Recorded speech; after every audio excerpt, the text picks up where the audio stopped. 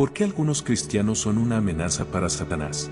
Satanás no tiene la misma actitud hacia todos los creyentes. Hay un grupo en particular que lo aterra, aquellos que realmente han entendido su identidad en Cristo y viven bajo la influencia y el poder de Dios. En la carta de Santiago, capítulo 4, versículo 7, se nos dice: someteos, pues, a Dios, resistid al diablo, y huirá de vosotros. Esta instrucción, aunque sencilla, encierra una gran revelación espiritual. Nos muestra que cuando vivimos sometidos a Dios, el enemigo no tiene poder sobre nosotros. Es un recordatorio de que hay creyentes cuya fe y obediencia a Dios son tan firmes que obligan al diablo a alejarse. Sin embargo, este tipo de cristianos no es común. Muchos viven una fe superficial, sin comprender el poder que tienen en Cristo. Pero hay otros, aquellos que han abrazado la vida de oración y dedicación a Dios con todo su ser, que se convierten en una verdadera amenaza para el reino de las tinieblas.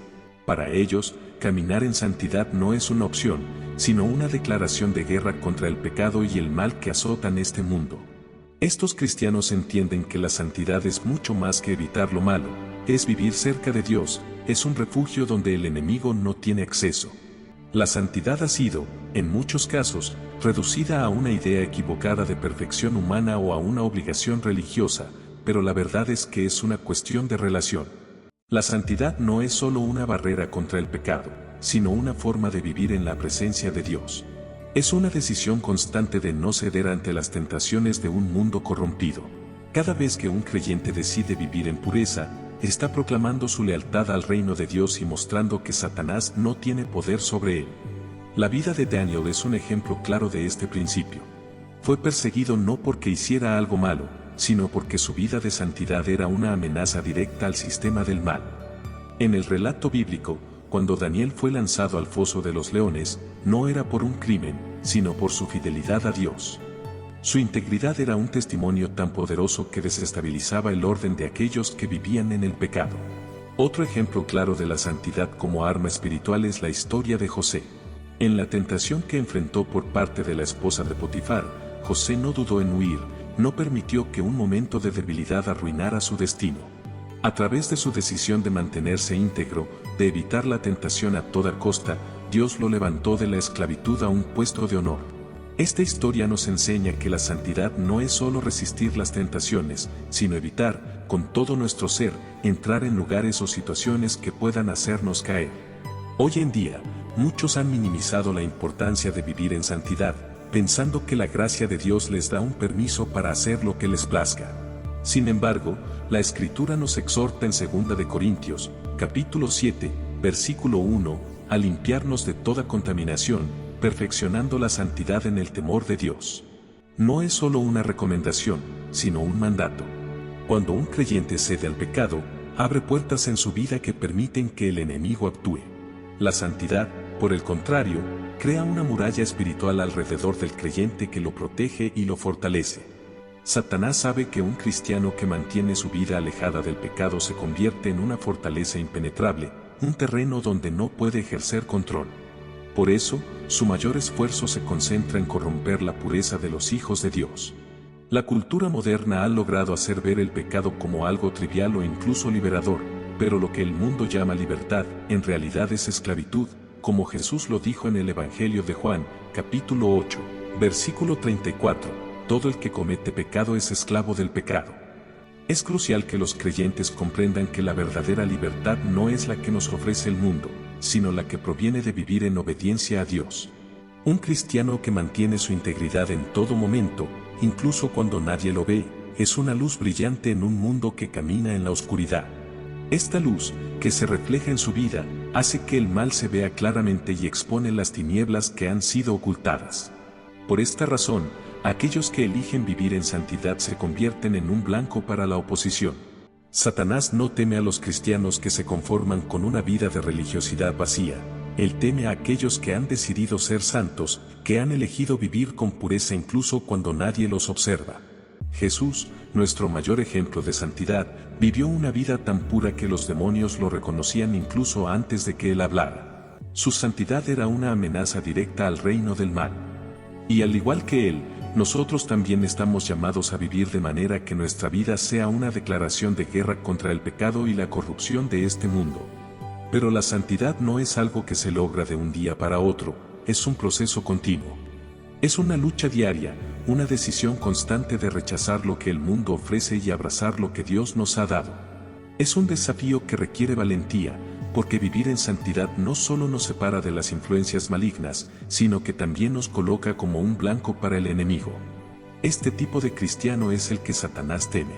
No el que sigue una lista de reglas religiosas, sino el que ha decidido vivir cada día en obediencia a Dios, sin importar el costo. A través de esta obediencia, se convierte en una amenaza constante para el reino de las tinieblas, porque ha entendido que la santidad no es solo un mandato, sino una poderosa estrategia espiritual. Lo que Dios nos está pidiendo es mucho más que simplemente evitar lo malo. Nos está invitando a vivir de tal manera que, al igual que Él, seamos una luz en medio de la oscuridad. Y es en esa luz donde Satanás no tiene lugar. En el Evangelio de Marcos, capítulo 1, versículo 24, vemos como un espíritu inmundo, reconociendo la autoridad de Jesús, grita: «Sé quién eres, el Santo de Dios». Este momento es clave porque muestra cómo la santidad de Jesús no solo lo protegía, sino que le otorgaba una autoridad inquebrantable sobre el reino de las tinieblas. Lo mismo ocurre con los creyentes hoy. Cuanto más alejados vivimos del pecado, mayor es nuestra autoridad en el mundo espiritual.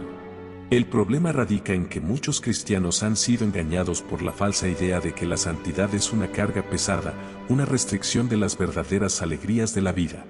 Algunos piensan que vivir apartados del pecado es una vida aburrida, sin los placeres que el mundo ofrece.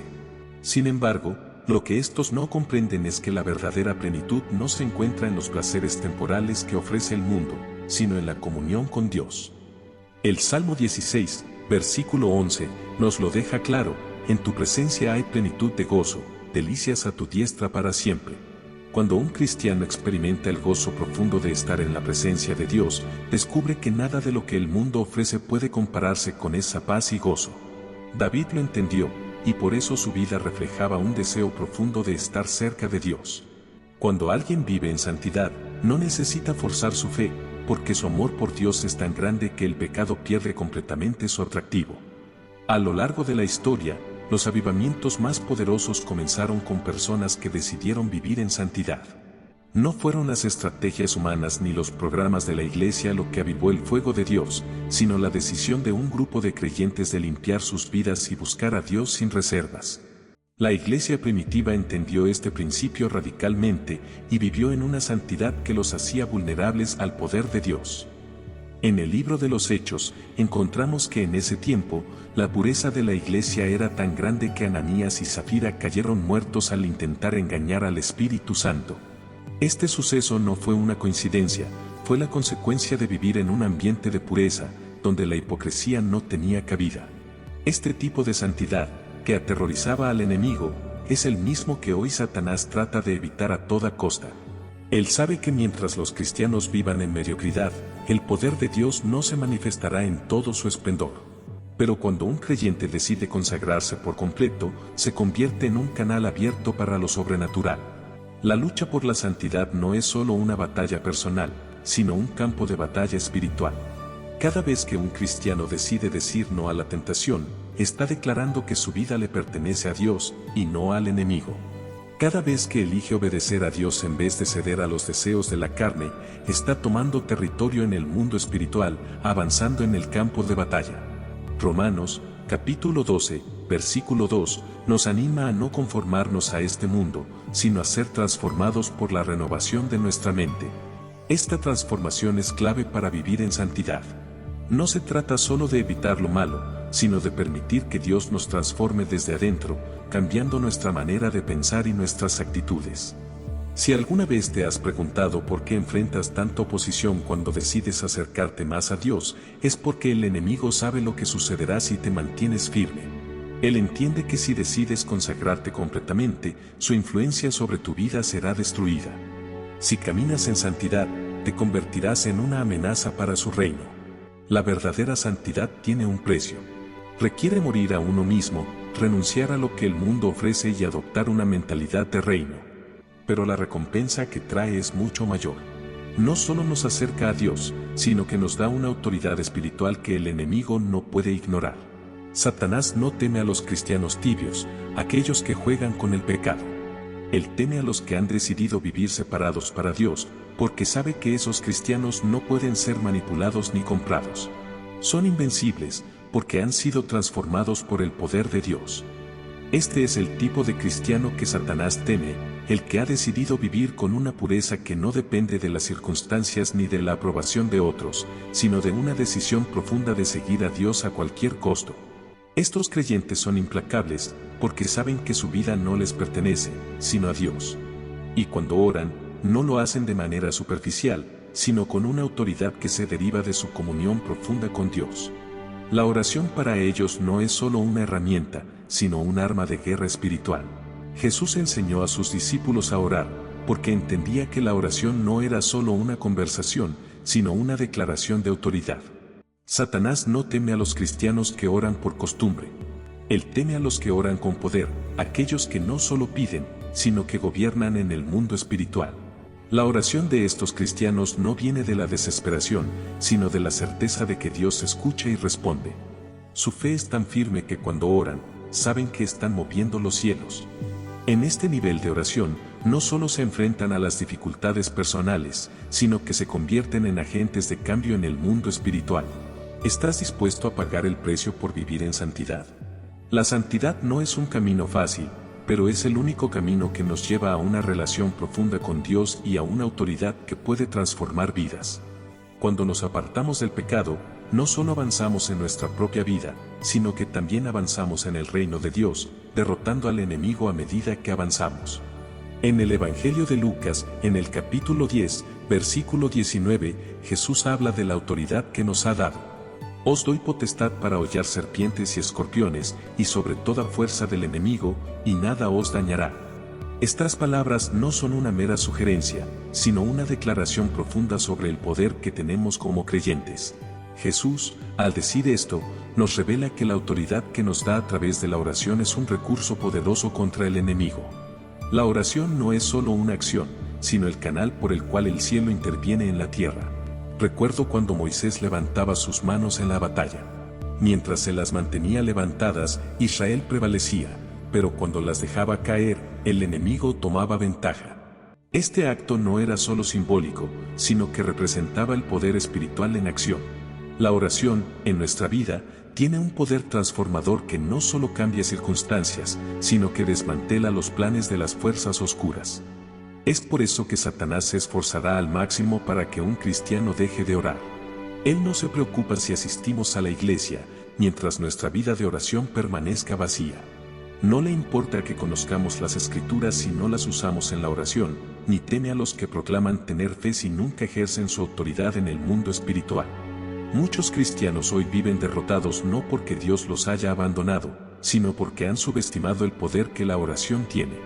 El enemigo ha logrado disminuir el impacto de la oración, convirtiéndola en un acto mecánico, en una repetición vacía, sin fe ni convicción. Sin embargo, la Escritura nos enseña lo contrario. Jesús oraba con tal fervor que su sudor se convertía en gotas de sangre, no por temor, sino porque sabía que cada palabra pronunciada en oración afirmaba el propósito de Dios en la tierra. En Getsemaní, antes de la cruz, la victoria ya había sido asegurada, porque Jesús había hecho de la oración su lucha principal.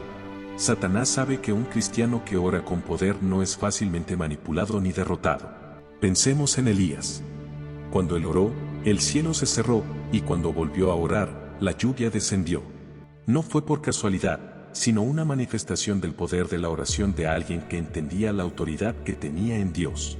Santiago en el capítulo 5, versículo 16, dice que la oración eficaz del justo puede mucho. Aquí se hace una distinción importante, no se habla de una oración casual, sino de una oración que proviene de un corazón lleno de convicción y fe. Satanás teme a este tipo de oración, porque es la que realmente transforma ambientes y destruye cadenas espirituales. A lo largo de los siglos, el enemigo ha intentado infundir miedo en la iglesia para que se calle, para que no ore. Ha convencido a muchos de que sus oraciones no tienen poder, que Dios no responde, y que orar es una pérdida de tiempo. pero la verdad es que cada oración que se hace con fe resuena en el mundo espiritual. Recordemos lo que sucedió en Hechos 16, cuando Pablo y Silas estaban encarcelados. Rodeados por la oscuridad y sin esperanza visible, comenzaron a orar. Y en ese momento, los cimientos de la cárcel temblaron, las puertas se abrieron. No fue una casualidad, sino el resultado de una oración llena de poder. La oración tiene el poder de cambiar cualquier circunstancia, incluso cuando todo parece perdido. Satanás teme a los creyentes que entienden que la oración no es un acto defensivo, sino ofensivo. No es solo un refugio para momentos de crisis, es un ataque directo a su reino. Cuando un cristiano se levanta en oración, está desbaratando los planes del enemigo antes de que se materialicen. Está protegiendo su familia, está estableciendo la voluntad de Dios sobre su vida y está frustrando las conspiraciones de las tinieblas. Efesios, capítulo 6, versículo 18, nos manda a orar en todo tiempo con toda oración y súplica en el Espíritu. Dios sabe que un pueblo que ora es un pueblo invencible. La oración nunca fue un acto secundario en la Biblia. Daniel, por ejemplo, oraba 3 veces al día, incluso cuando su vida estaba en juego. Cuando se decretó que nadie debía orar a otro Dios que no fuera el rey, Daniel no temió a las consecuencias y siguió orando. Esta obediencia a la oración lo llevó al foso de los leones, pero también fue su oración la que cerró la boca de esos leones. Satanás sabe que si logra intimidarnos para que dejemos de orar, habrá ganado una batalla. Pero también sabe que, una vez que experimentamos el poder de la oración, ya no podemos volver atrás. En el Evangelio de Lucas, Jesús enseñó que la oración debe ser persistente. En la parábola del juez injusto, vemos cómo la viuda logró justicia no porque el juez fuera bondadoso, sino porque ella insistió, porque no se rindió. Lucas 18, versículo 7, dice, ¿acaso Dios no hará justicia a sus escogidos que claman a Él día y noche? La respuesta no tarda, no porque Dios no quiera responder, sino porque Él busca creyentes que no se rindan, que comprendan que la oración es una batalla que requiere perseverancia. Satanás intenta hacer que los cristianos se cansen de orar antes de recibir la respuesta, porque sabe que la respuesta está asegurada para aquellos que perseveran. La oración no solo cambia circunstancias, también cambia corazones. Jesús mismo dijo en Mateo 26 versículo 41, velad y orad para que no entréis en tentación. La oración es un escudo contra los ataques del enemigo, fortalece el espíritu y agudiza el discernimiento. Un creyente que ora no es fácilmente engañado, no se deja llevar por emociones y no toma decisiones impulsivas. Su vida está alineada con la voluntad de Dios, y por eso es firme. Satanás sabe que un cristiano que ora con poder no solo protege su vida, sino que impacta todo a su alrededor. La oración no es una opción, es un mandato. No es un recurso de emergencia, sino la base de una vida victoriosa. Aquellos que han comprendido esto no pueden ser detenidos. Cuando se arrodillan, los cielos se abren. Cuando claman, Dios responde y Satanás huye. La ignorancia es el arma más peligrosa que el enemigo ha usado contra el pueblo de Dios. No necesita atacarnos con violencia, solo con mentiras. La estrategia de Satanás nunca ha cambiado. Desde el principio, en el huerto del Edén, no trató de destruir a Eva con fuerza, sino con dudas, con engaños. En Efesios 6, versículo 17, se nos exhorta a tomar la espada del Espíritu, que es la palabra de Dios. No se menciona que nuestra arma sea la experiencia personal, las opiniones humanas o los sentimientos. La única arma ofensiva que se nos da en la armadura de Dios es la Escritura. Y, sin embargo, muchos creyentes hoy en día se encuentran desarmados, enfrentando batallas espirituales sin preparación. Caminan por la vida cristiana sin dirección, enfrentando tentaciones sin defensa, no porque Dios no les haya dado lo necesario, sino porque han ignorado lo que Él ya ha provisto. Durante el tiempo de Jesús, los fariseos creían que conocían profundamente las Escrituras, pero su entendimiento estaba distorsionado. Usaban la palabra de Dios para imponer reglas que carecían de vida, convirtiéndola en una carga en lugar de una fuente de libertad. Jesús les confrontó directamente, diciendo, erráis, ignorando las Escrituras y el poder de Dios. Mateo 22, 29. No es suficiente con leer la Biblia, es necesario comprenderla, asimilarla y vivirla. Recitar versículos no es lo que nos dará victoria. El enemigo no teme a quienes pueden recitar pasajes de memoria, teme a aquellos que realmente aplican lo que han aprendido, a los que no solo hablan de fe, sino que la viven. La verdadera autoridad viene de los que no solo mencionan la palabra de Dios, sino que la ejercen. Cada victoria registrada en la Biblia fue alcanzada gracias a la palabra que Dios dio. Cuando Josué enfrentó la ciudad de Jericó, los muros no cayeron por una estrategia militar brillante, sino por la obediencia a las instrucciones dadas por Dios. Cuando Gedeón derrotó al ejército de los madianitas con solo 300 hombres, no fue por su fuerza, sino por su completa confianza en la dirección divina. Lo mismo sucedió con David, quien no venció a Goliat por la piedra que lanzó, sino porque confiaba en que Dios ya le había hablado. La diferencia entre la derrota y la victoria no estaba en los recursos humanos, sino en alinearse con la voluntad de Dios revelada en su palabra. Hoy en día, el enemigo ha infiltrado muchas iglesias con un cristianismo superficial en el que los creyentes buscan experiencias emocionales sin fundamentos sólidos. Se ha sembrado la idea de que la Biblia es un libro anticuado, que las promesas de Dios son opcionales y que la verdad es relativa. Pero la Escritura sigue siendo tan viva y poderosa como siempre. En Hebreos 4, versículo 12, se nos dice que la palabra de Dios es viva y eficaz, más cortante que toda espada de dos filos. La Biblia no es un libro muerto ni un conjunto de reglas obsoletas. Es la herramienta más poderosa que tenemos contra las fuerzas oscuras. Cuando el pueblo de Israel estuvo en el desierto, enfrentando la incertidumbre y el hambre, Dios no les dio una solución rápida. Les dio su palabra. En Deuteronomio 8, versículo 3, se les recordó que no solo de pan vivirá el hombre, sino de toda palabra que sale de la boca de Jehová. La provisión material puede sostenernos por un momento, pero la palabra de Dios nos sostiene para la eternidad. Sin embargo, muchos cristianos hoy en día se alimentan solo de lo temporal, buscando soluciones rápidas en lugar de fundamentos sólidos.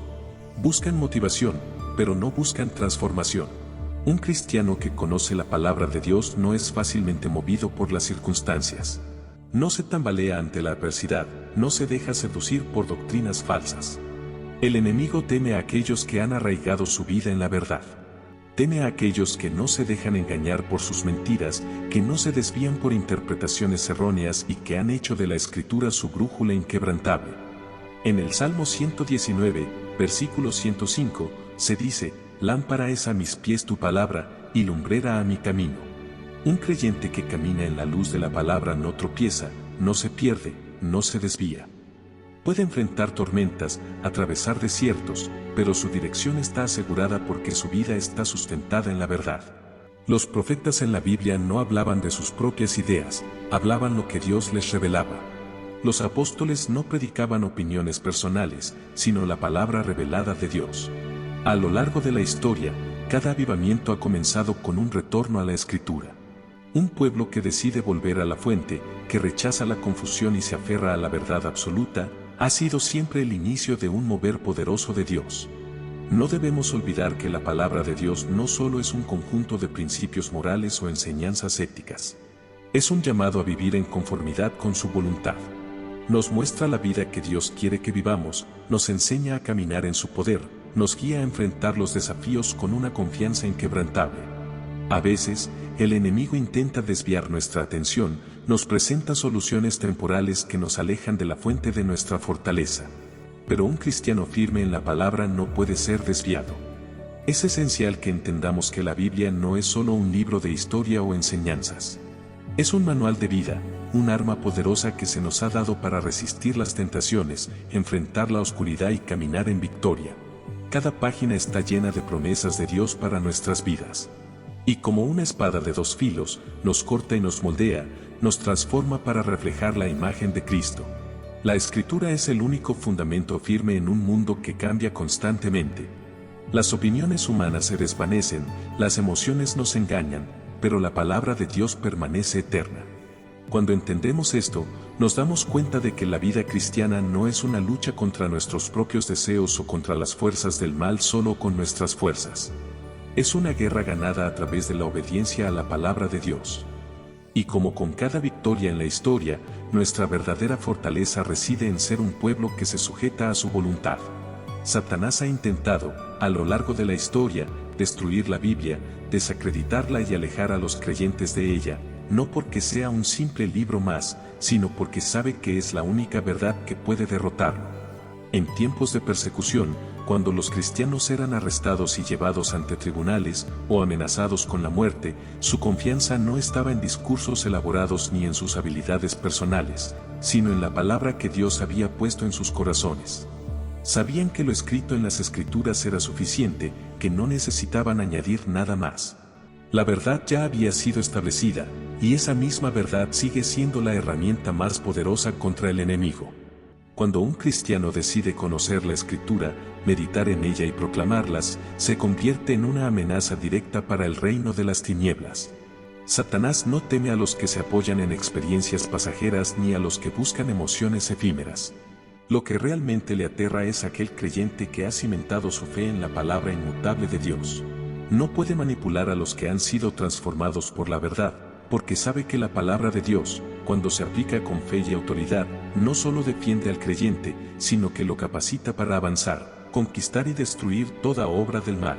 El enemigo no tiene miedo de los cristianos que mantienen su fe en secreto, que no se atreven a compartir lo que han recibido. No le preocupan aquellos que se limitan a asistir a la iglesia, sin dejar huella en el mundo que los rodea. Lo que verdaderamente aterra a Satanás es un creyente que entiende que el Evangelio no fue diseñado para permanecer encerrado. El Evangelio no es un mensaje solo para unos pocos. Cada alma que escucha la verdad y responde a ella representa una derrota para el reino de las tinieblas. La palabra de Dios es clara, porque el Hijo de Dios, Jesús, vino con un propósito, a buscar y salvar lo que se había perdido. Lucas 19:10. Esta no es solo una declaración de la misión de Cristo, sino también un manifiesto de guerra contra las obras del enemigo.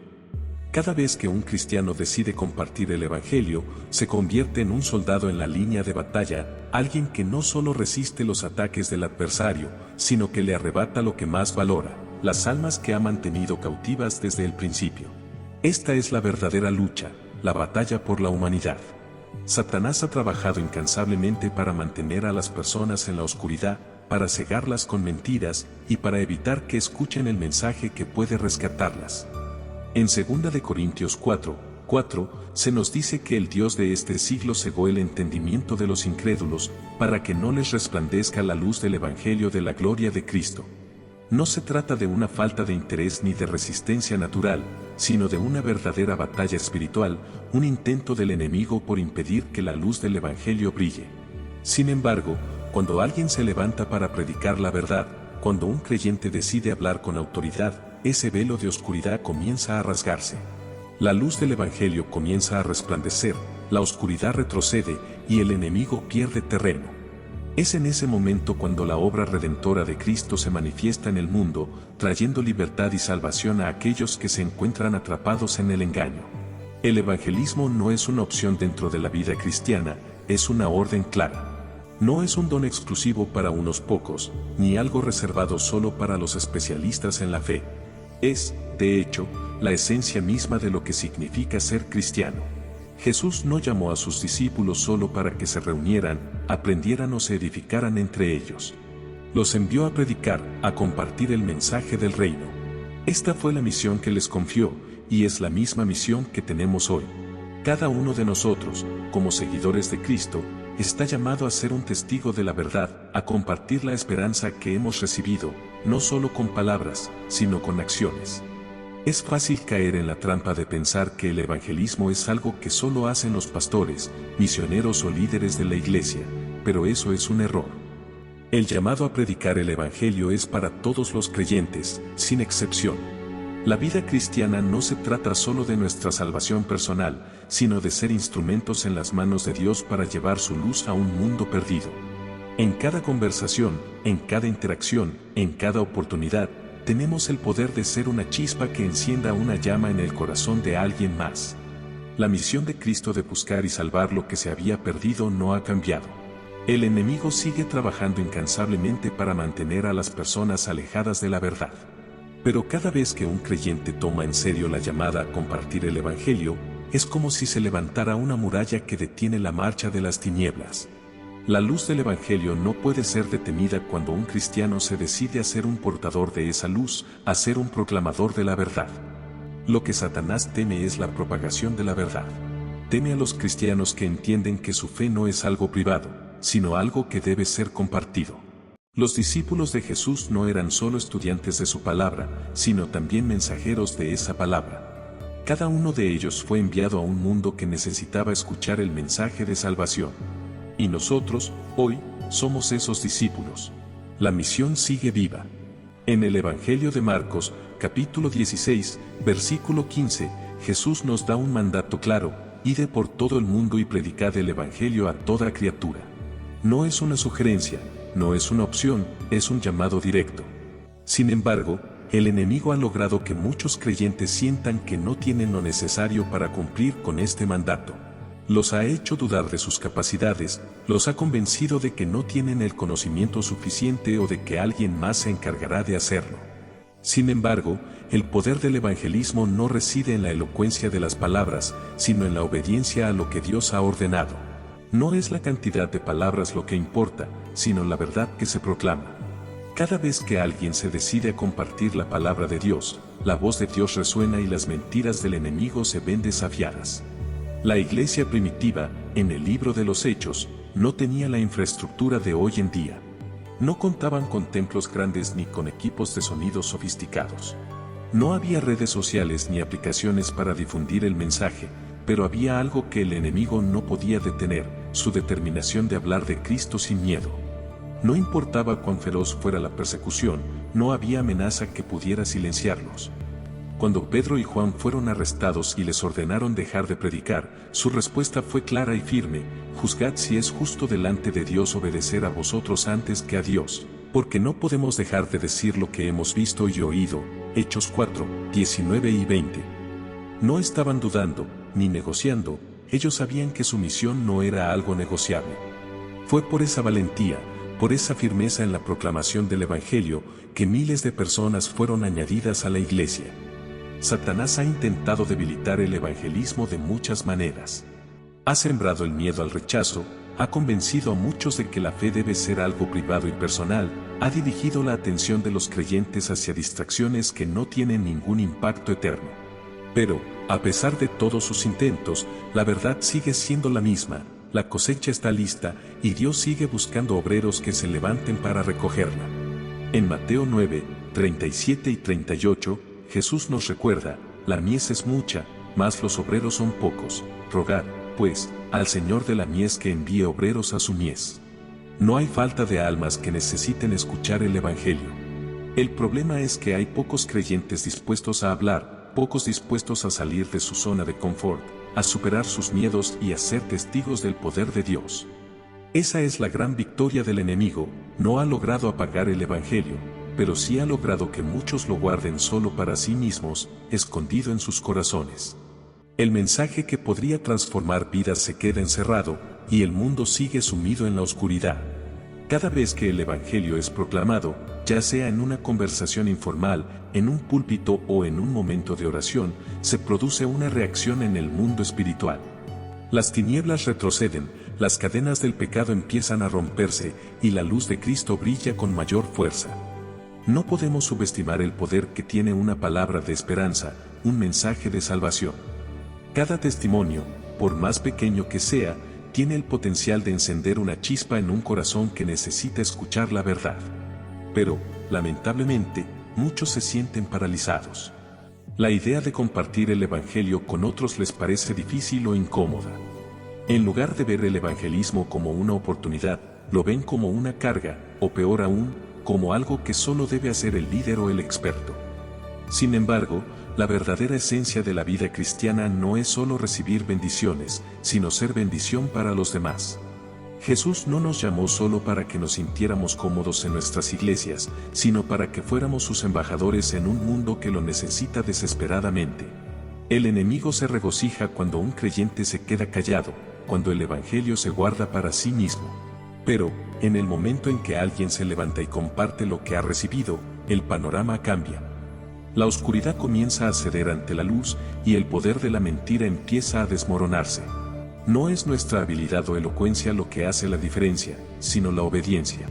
Al final, el evangelismo no es un esfuerzo humano, sino una obra divina. Dios es quien prepara el corazón de las personas y es Él quien da el crecimiento. Nosotros solo somos instrumentos. Algunos pueden pensar que el Evangelio de hoy es menos relevante, que el mundo ha cambiado demasiado para que este mensaje antiguo tenga poder. Pero la verdad es que, aunque los tiempos cambien, las necesidades humanas siguen siendo las mismas. La humanidad sigue buscando esperanza, propósito y una razón para vivir. Y esa esperanza solo se encuentra en Cristo. Por eso, cada vez que decidimos ser obedientes a este mandato de compartir la verdad, algo profundo ocurre en lo espiritual. No solo estamos ayudando a alguien a conocer a Cristo, sino que estamos participando en la victoria que Cristo ya ha asegurado sobre el enemigo. En el libro de Hechos, capítulo 17, versículo 6, se relata cómo los discípulos, al llegar a Tesalónica, fueron descritos con estas palabras: estos que trastornan el mundo entero también han venido acá. No eran guerreros ni políticos, no poseían ejércitos ni grandes riquezas, pero su mensaje era tan impactante, tan lleno de poder, que hacía temblar las estructuras del mundo. No era su carisma lo que les daba fuerza, sino el poder del Espíritu Santo que moraba en ellos. Predicaban la verdad sin miedo, sin reservas, y esa verdad tenía un impacto que el mundo no podía ignorar. El Evangelio no es simplemente un conjunto de hechos o enseñanzas, es la manifestación misma del poder de Dios.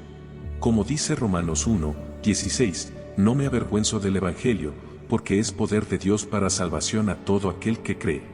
Es por eso que el enemigo teme tanto el Evangelio, no porque sean solo palabras, sino porque esas palabras llevan consigo la capacidad de transformar vidas, de romper las cadenas que Satanás ha colocado a lo largo de generaciones.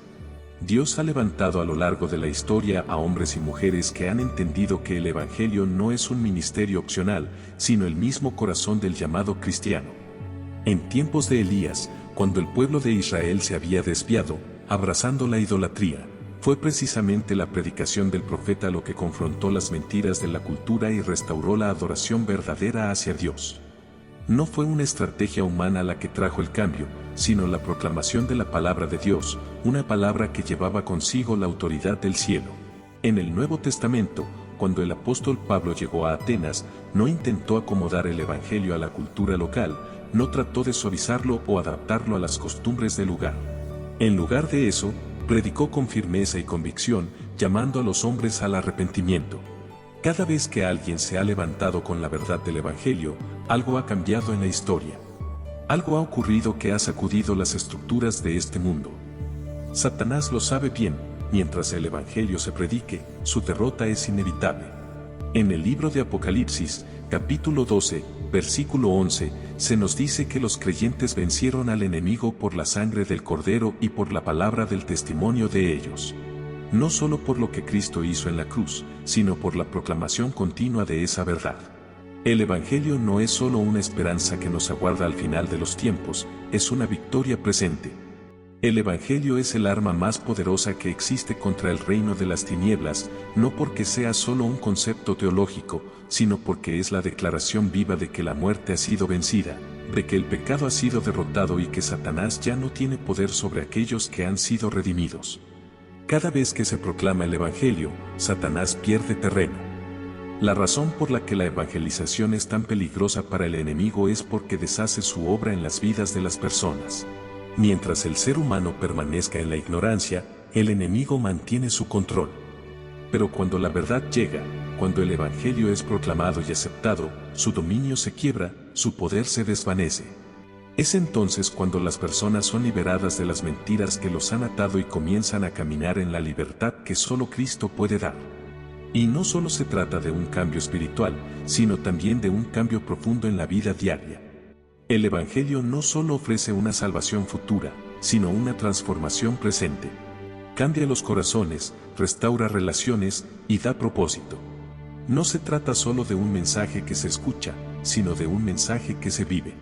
Cuando alguien recibe el Evangelio, no solo recibe una promesa de vida eterna, sino que recibe el poder para vivir de manera diferente, para caminar en victoria sobre el pecado, sobre las luchas, y sobre el enemigo mismo. El enemigo ha trabajado incansablemente para mantener a las personas en la ignorancia, para mantenerlas atrapadas en su dominio. Pero la palabra de Dios sigue siendo más poderosa que cualquier mentira que el enemigo haya sembrado. El Evangelio es la verdad que destruye las fortificaciones del enemigo, que derrumba sus mentiras y libera a aquellos que están cautivos. El llamado a predicar el Evangelio no es solo para unos pocos, no es solo para los especiales o los llamados. Es un mandato para todos aquellos que han sido tocados por la gracia de Dios, para todos aquellos que han experimentado su poder transformador. Es un llamado a ser agentes de cambio, a ser parte de la obra redentora de Dios en el mundo. No se trata de ser perfectos, no se trata de tener todas las respuestas, sino de ser obedientes a lo que Cristo nos ha mandado, llevar su mensaje de esperanza a un mundo que desesperadamente lo necesita. En el Evangelio de Juan, capítulo 8, versículo 32, encontramos una de las afirmaciones más poderosas de Cristo: y conoceréis la verdad, y la verdad os hará libres. Pero esta libertad no es solo simbólica, no es una libertad pasajera. Es una libertad real, tangible, que alcanza lo más profundo del ser humano. Cada persona que recibe el Evangelio y lo acepta en su vida experimenta una transformación radical. Al hacerlo, es arrebatada del dominio de las tinieblas, del control del enemigo, y esa es una victoria que Satanás no puede revertir. Cada alma que se rinde a Cristo es una derrota irreparable para su reino. Cuando Jesús estaba a punto de ascender al cielo, dio a sus discípulos la última y más importante comisión: id y haced discípulos a todas las naciones, Mateo 28, 18. No les dijo que esperaran a que la gente viniera a ellos, ni que su fe debía permanecer oculta. Les ordenó que fueran, que el Evangelio debía llegar a cada rincón del mundo, a cada persona, sin importar las dificultades, sin temor a las repercusiones. El enemigo no se preocupa por los cristianos que callan, por aquellos que guardan su fe para sí mismos y no la comparten. Lo que verdaderamente le aterra es cuando los creyentes comprenden el poder que tienen al hablar en nombre de Cristo. Cada palabra proclamada con fe es un golpe directo a su reino, porque el Evangelio no solo informa, transforma. No solo inspira, libera. No solo consuela, arranca a las personas de su dominio. Mientras haya cristianos dispuestos a predicar, mientras haya valientes que no se dejen intimidar por la adversidad, la derrota del enemigo será inevitable. El enemigo ha intentado detener el avance del reino de Dios por todos los medios posibles. Ha usado el engaño, la distracción, la indiferencia, pero cuando nada de eso funciona, recurre a la persecución. La persecución no es solo un intento de intimidar, es un intento de silenciar a aquellos que han decidido permanecer firmes en su fe. Desde los primeros tiempos, la oposición al Evangelio ha sido una prueba clara de su poder. Lo que no tiene poder no es atacado. Pero cuando la verdad de Dios se predica sin temor, cuando los creyentes se levantan y hablan con valentía, las tinieblas se sienten amenazadas. Jesús lo advirtió a sus discípulos en Juan 15, 20, si a mí me han perseguido, también a vosotros os perseguirán. No lo dijo como una posibilidad, sino como una certeza. La persecución no es un signo de debilidad, es una confirmación de que el Evangelio está teniendo un impacto profundo. El mundo siempre ha odiado la luz porque la luz expone la oscuridad. Y cuando la luz del Evangelio brilla, las tinieblas tiemblan. En Hechos, capítulo 5, se relata cómo los apóstoles fueron arrestados por predicar el nombre de Cristo. A pesar de las amenazas, a pesar del peligro inminente, ellos no callaron. Un ángel del Señor los liberó y les ordenó seguir proclamando la palabra. Al día siguiente, allí estaban de nuevo, en el mismo lugar, desafiando las amenazas, dispuestos a arriesgarlo todo por la verdad que habían recibido. No estaban impulsados por el miedo, sino por una convicción profunda que nada podía detener. Sabían que la oposición no era una señal de que debían rendirse, sino la prueba de que estaban caminando en el camino correcto. El enemigo ha utilizado el temor como su principal herramienta de control. Ha intentado convencer a los creyentes de que la seguridad personal es más importante que la fidelidad a Dios. Ha tratado de hacerles creer que es mejor callar que enfrentar las consecuencias. Pero a lo largo de la historia, cada vez que la persecución ha aumentado, la Iglesia ha crecido. En los primeros siglos, cuando los cristianos eran arrojados a los leones en los coliseos romanos, no se dispersaron. No huyeron del peligro. Al contrario, se multiplicaron. La sangre de los mártires se convirtió en la semilla que dio más frutos para el reino de Dios. Como dijo Tertuliano, la sangre de los mártires es semilla de la Iglesia. No importa cuán fuerte sea el ataque, ni cuán grande sea la amenaza. Cuando un cristiano decide que su lealtad a Dios es más grande que su temor al sufrimiento, el enemigo pierde su poder sobre él. Jesús dejó claro que su misión no era traer comodidad a sus seguidores, sino traer una espada que separa lo que es temporal de lo que es eterno. En su llamada a seguirle, no prometió una vida fácil ni sin dificultades. Al contrario, dejó claro que aquellos que lo seguían debían estar dispuestos a enfrentarse a las adversidades, a las persecuciones, a las críticas. Y así ha sido a lo largo de la historia. Los que han decidido seguir a Cristo con fidelidad no han sido exentos de sufrimiento, pero han sido fortalecidos en su fe y han visto el poder de Dios obrando en medio de las dificultades. Es fácil sentirse atraído por la comodidad, por la vida sin problemas, pero la verdadera vida en Cristo no se encuentra en la comodidad, sino en la obediencia radical.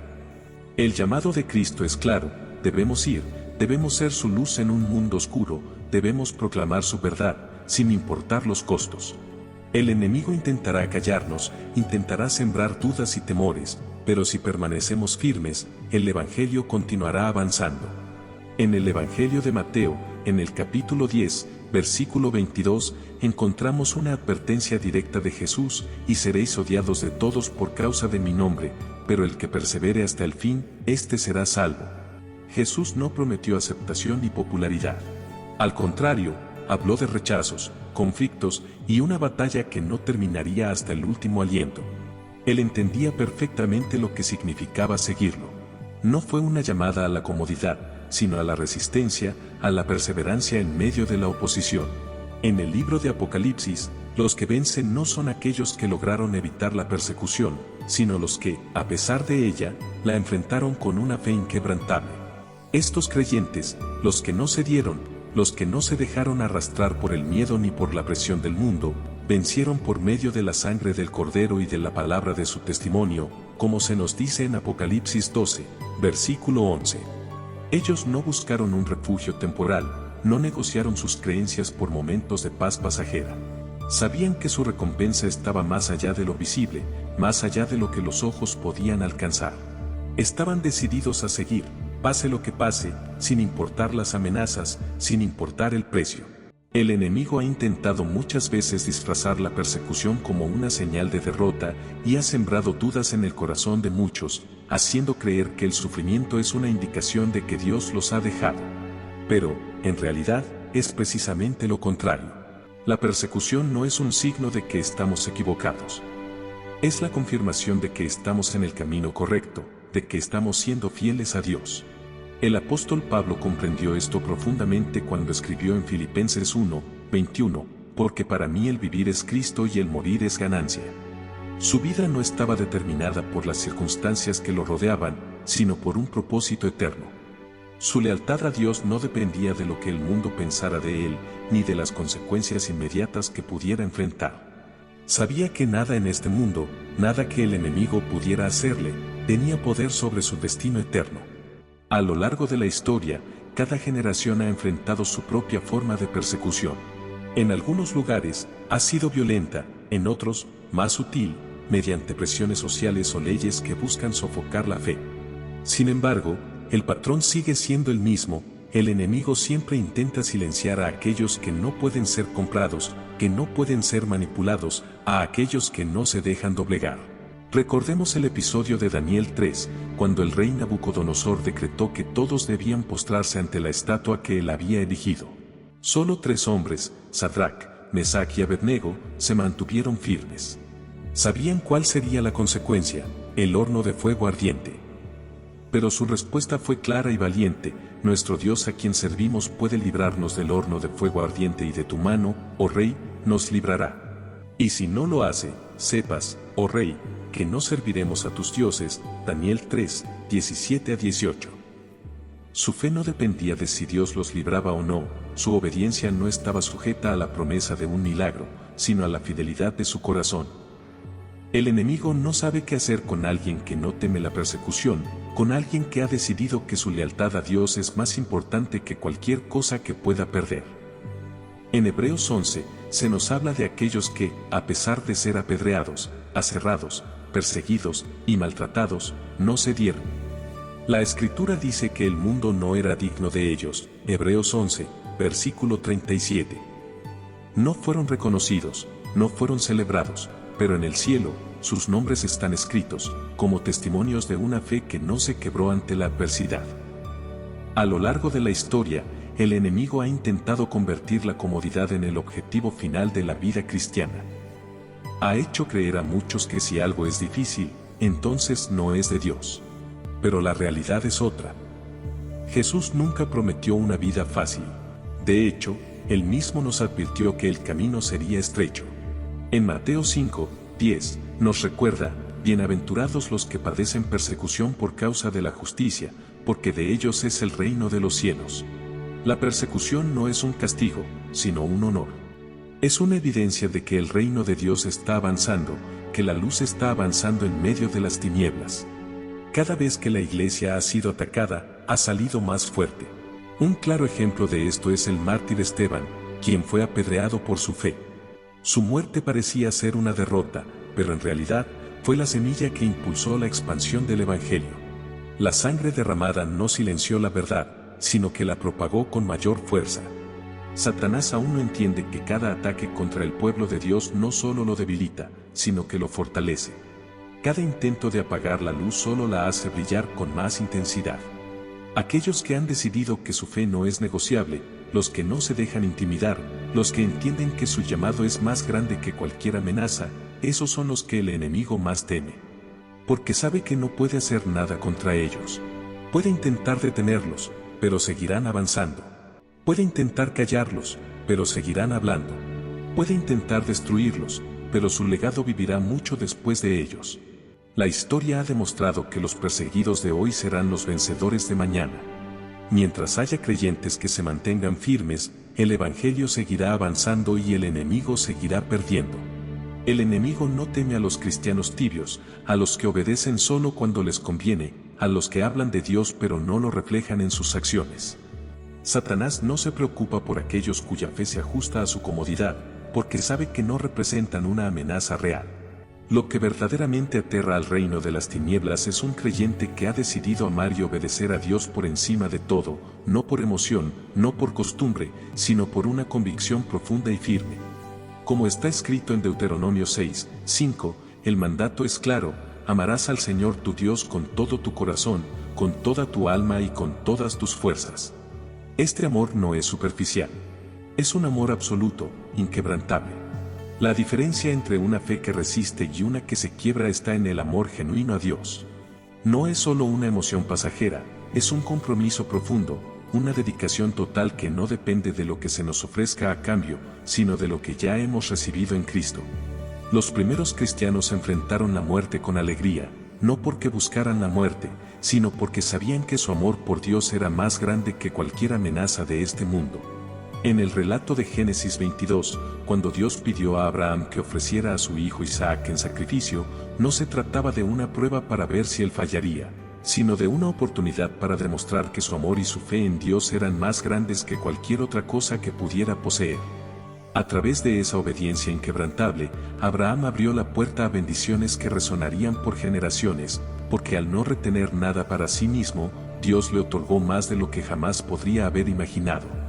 La obediencia no es un obstáculo, sino la llave que desbloquea el poder divino en nuestras vidas. Cuando alguien decide decirle sí a Dios sin condiciones, el cielo responde. La presencia de Dios se hace más tangible y su autoridad se despliega en el mundo espiritual de una manera que fortalece al creyente. Sin embargo, el enemigo ha trabajado incansablemente para hacer que la obediencia parezca una carga, cuando en realidad es el camino hacia una verdadera libertad. Jesús mismo nos lo dijo en Juan 8, 31 y 32, si permanecéis en mi palabra, seréis verdaderamente mis discípulos, y conoceréis la verdad, y la verdad os hará libres. Es importante recordar que no hay libertad en la desobediencia ni paz en el pecado. La plenitud solo llega cuando nuestro corazón está alineado con la voluntad de Dios. Es por eso que Satanás teme a aquellos que se entregan completamente a Dios. Sabe que una vida sin reservas es una vida que no puede ser manipulada, que no está atada por el miedo ni por las distracciones del mundo. Una vida que es un testimonio vivo del poder transformador del Evangelio. La verdadera lucha no se trata de una batalla entre el bien y el mal como fuerzas abstractas, sino entre la obediencia a Dios y la rebelión. En 1 de Juan 2:15, se nos advierte que no debemos amar al mundo ni sus cosas, porque quien lo hace no tiene el amor de Dios en él. Esta es una decisión crucial, no podemos seguir con un pie en el reino de Dios y otro en las cosas del mundo. No podemos decir que amamos a Dios mientras seguimos aferrados a lo que Él nos ha pedido dejar atrás. Cada cristiano es probado en su amor y obediencia. Algunos enfrentan pruebas difíciles, otros deben tomar decisiones dolorosas y otros deben renunciar a algo valioso. Pero, al igual que el oro es refinado en el fuego, Dios permite que su pueblo pase por estas pruebas no para destruirlo, sino para perfeccionarlo. Malaquías 3:3 dice que Dios se sentará como refinador y purificador de plata. Él no busca nuestra destrucción, sino nuestro crecimiento. No busca castigar, sino prepararnos para lo que está por venir. Los que han pasado por el fuego sin rendirse son los que emergen con una fe firme, con un amor que no depende de las circunstancias, con una obediencia que no puede ser comprada ni apagada. El enemigo no teme a aquellos que obedecen a medias. No tiene miedo de los que se llaman cristianos cuando todo les favorece, porque esos son fácilmente manipulables. Pero sí teme a los que han decidido que no hay nada en esta vida que valga más que la voluntad de Dios, a aquellos que han entregado su corazón, alma, mente y fuerzas al Evangelio, a los que no pueden ser tentados por las cosas pasajeras porque han fijado su mirada en lo eterno. Esos son los que el enemigo más teme, porque sabe que no puede detenerlos. Su determinación no puede ser quebrantada, su amor por Dios no puede ser negociado. A lo largo de la historia, el enemigo ha intentado apagar la luz del Evangelio. Sin embargo, en cada generación han surgido hombres y mujeres que se han negado a ceder ante la oscuridad. La lucha no es contra carne ni sangre, sino contra las fuerzas espirituales que buscan desviarnos, intimidarnos y destruirnos. Pero hay algo que Satanás nunca ha podido hacer: vencer a aquellos que han entendido su verdadera identidad en Cristo y han decidido caminar en el poder de Dios. No se trata de un temor humano, sino de una determinación espiritual que no se puede doblegar. Estos cristianos no son extraordinarios en sí mismos, pero son inquebrantables en su fe, porque han comprendido que su fortaleza no está en sus propios esfuerzos, sino en el poder de aquel que los llamó. El enemigo ha intentado engañar a muchos para que piensen que la vida cristiana es solo cuestión de moralidad o prácticas religiosas, cuando en realidad es una batalla por territorio. Cada creyente es un embajador del reino de Dios, un soldado en una guerra espiritual que no se gana con fuerza humana, sino con la verdad, con la fe, con una obediencia completa a Dios. La pregunta no es si Satanás atacará, porque ya lo hace, sino si los cristianos están resistiendo. En Santiago 4:7 se nos da una garantía: resistid al diablo, y huirá de vosotros. Pero la resistencia no es pasiva, no se trata de esperar a que los ataques cesen. La verdadera resistencia es avanzar, mantener la verdad, no ceder terreno al enemigo. Cada creyente tiene la capacidad de vivir una fe que el enemigo teme, no porque sea fuerte por sí mismo, sino porque el Espíritu de Dios mora en él.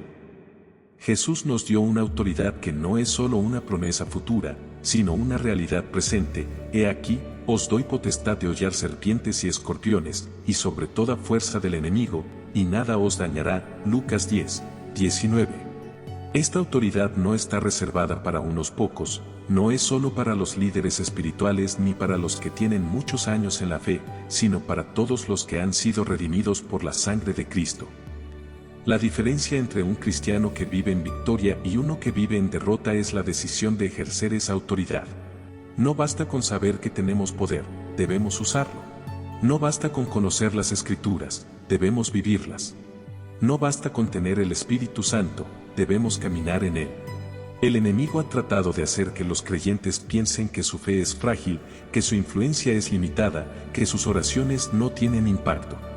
Pero la verdad es que un solo creyente lleno del poder de Dios tiene la capacidad de cambiar su entorno, de afectar generaciones, de transformar naciones. No fue una multitud la que desafió a los profetas de Baal, sino Elías, solo. No fue un ejército el que derribó los muros de Jericó, sino un pueblo que obedeció la voz de Dios.